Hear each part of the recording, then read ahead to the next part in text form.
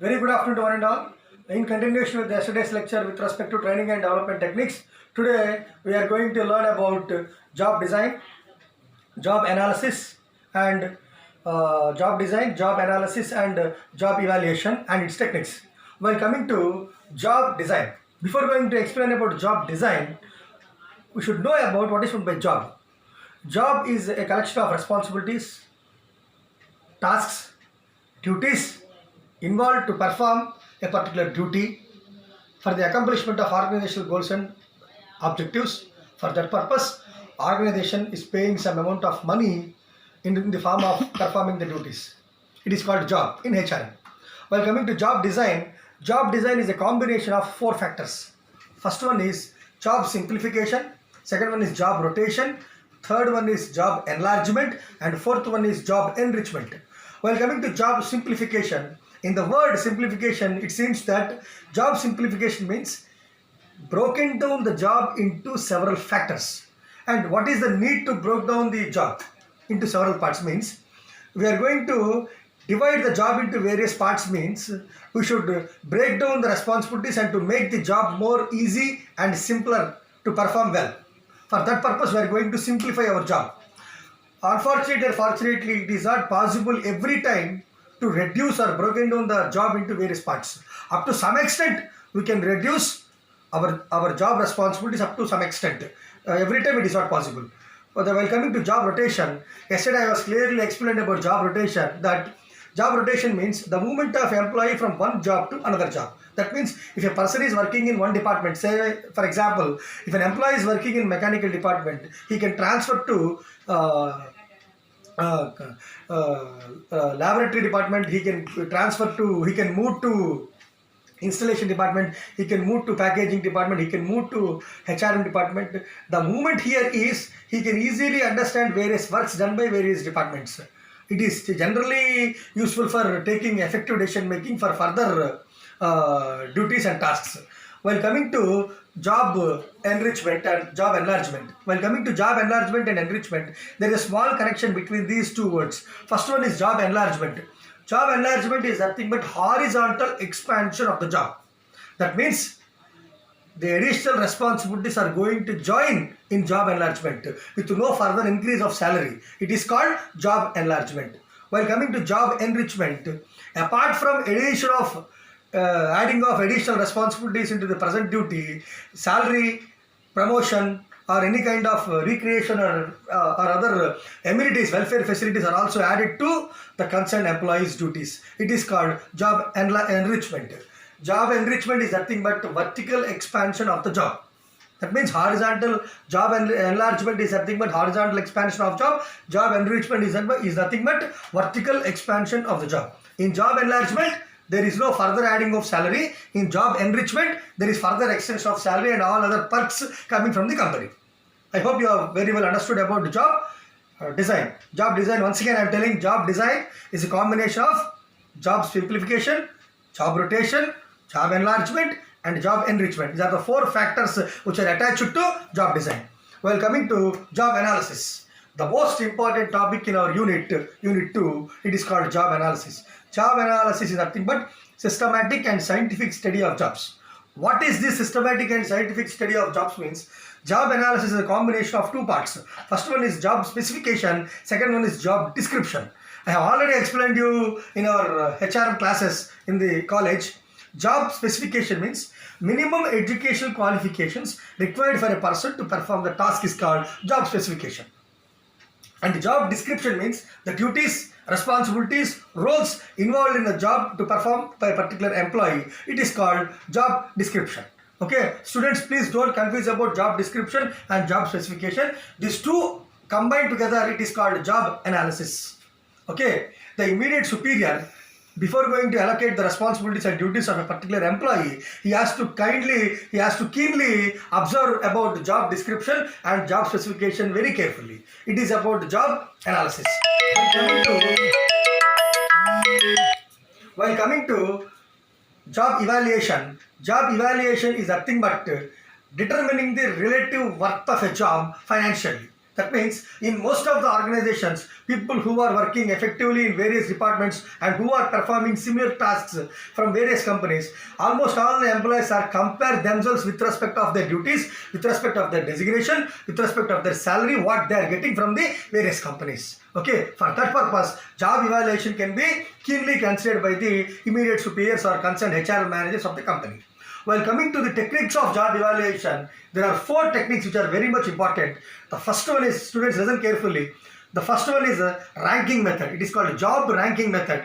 Second one is job classification method or job grading method.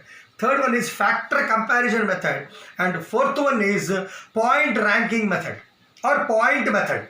The first one is job ranking method. Okay, job ranking method is nothing but arranging the jobs order from highest to lowest or lowest to highest, or from ascending to descending order or descending to ascending order, depending upon the relative worth of their job. You take an example of a university. In universities, generally, jobs are ranked against designations with respect to assistant professor, associate professor, and professor. Okay, their jobs are same. Their core duty is teaching. Apart from teaching, the designations are different from job to job, or designation to designation. Jobs are different from designation to designation. It is called ranking method. Okay, with that ranking, associate, assistant, or professor ranking, their salaries are different from designation to designation, just by arranging the jobs into order. That might be highest or lowest to highest. It is called ranking method. And next one is job grading method. Job grading or job classification means dividing the job according to grades. Understood? Likewise, I told earlier that reader, lecturer, professor, associate professor, or assistant professor. Here, factors of the jobs, factors involved in the jobs cannot be broken down into various parts. Here, the jobs are classified. You take an example of rice. There are various varieties of rice. Sona Masuri, BT rice, Karnool Sona. There are different types of rice varieties are there. Here, the rice is same, the quality is different. That is called job grading or job classification. While coming to third point, factor comparison method. Factor comparison method means here the most important factors involved in the job are taken into consideration. For example, what are the various important factors? Means, for example, if I am a professor working in a particular university, in that my core duty is teaching. You all know that. Okay, what are the various important factors involved in teaching? The first one is excellent communication skills. Second one is subject knowledge. Third one is the working conditions. Fourth one is subject clarity. Next one is doubt clarification.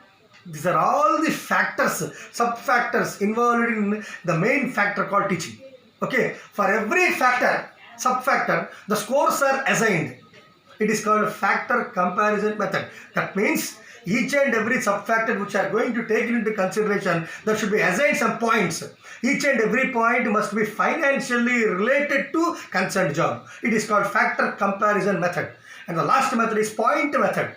Here, this is the extension of point method is the extension of factor comparison method. Students should carefully observe that point method is the extension of factor comparison method. Means in point method, each and every sub-factors which we have already explained in factor comparison method, each and every sub-factor is broken down into various sub-parts and assigned each and every sub-point. For example, take an example of the same example, professor example.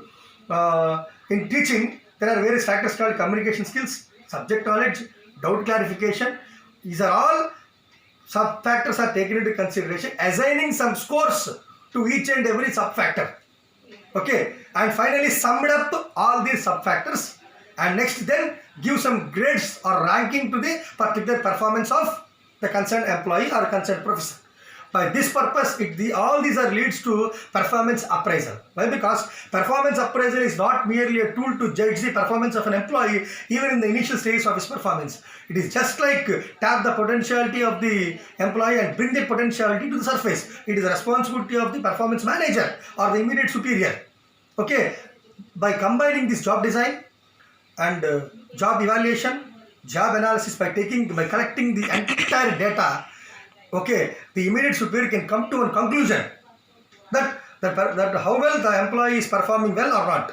like we can easily judge. Here, the employee performance was only taken into consideration, but not the job holder.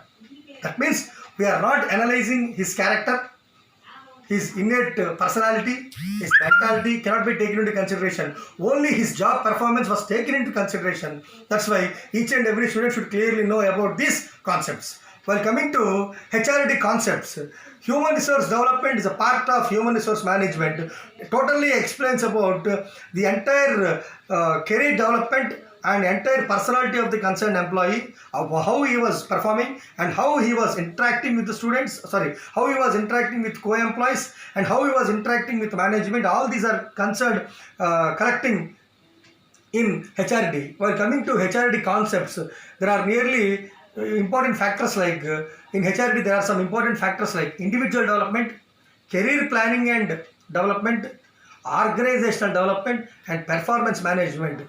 Students, once again I am telling to you, please note it down. In HRD, 4 important concepts like individual development, organizational development, career planning and development, and 4th one is performance management. These are 4 concepts clearly explains about HRD concepts, okay, for the all-round development of an employee in the organization. Students, once again thanks for giving this opportunity, and I hope this class will be fruitful to you for the further classes. Thank you.